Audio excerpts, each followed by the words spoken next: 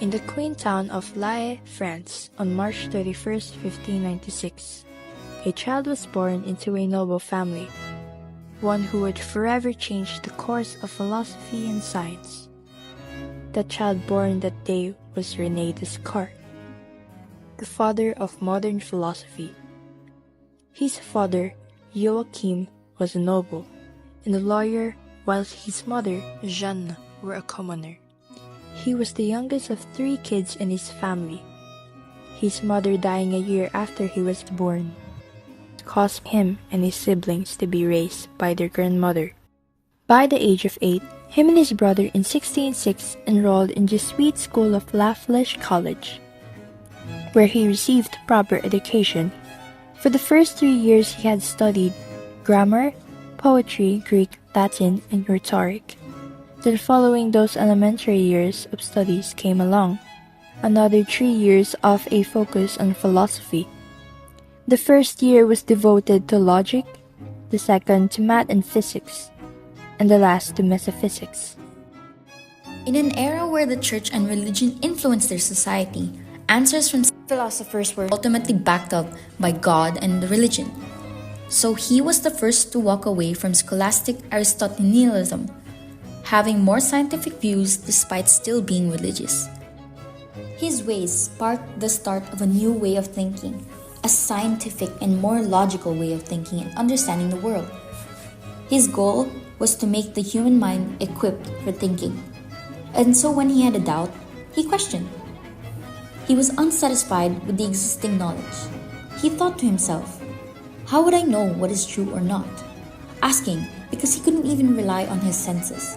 For example, a pencil in a glass of water could look bent, and he had dreams where it felt very real. Yet he only found out it wasn't when he woke up. How could he know that right now wasn't a dream? So, from there on, he questioned everything, the basics and even the innate knowledge, and anything he could, he doubted. Until he came upon something he couldn't, his existence. He wouldn't be questioning if he existed if he hadn't had a brain, or if he isn't existing to think about it right now. So there came his famous known quote, I think, therefore I am.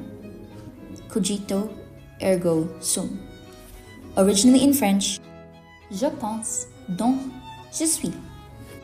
Rene Descartes also had a theory, the mind and body dualism. He believed that the body, the physical substance, and the thinking substance were distinct.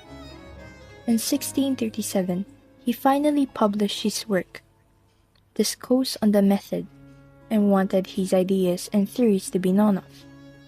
So he sent out copies of the Discourse all throughout Europe, even letting people to send critiques of his work to him. But he hadn't expected so many letters of critiques who disliked his idea. In 1641, Descartes published his book, The Meditations on the First Philosophy. The Meditations book caused a lot of controversy because in the book he tried to find a truth where he could base all the knowledge on. He did this by doubting and skepticism, which at that time was frowned upon since it corresponded to going against the teachings of the church. Because of the book, Rene was faced with accusations of atheism.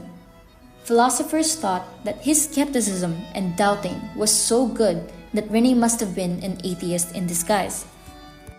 His books, theories, and ideas are one of the things that sparked up the Enlightenment period, the rise of scientific revolution. Him being a rationalist, seeking answers that were logical and true, has helped provide the foundation to a new era around the 17th to 18th century.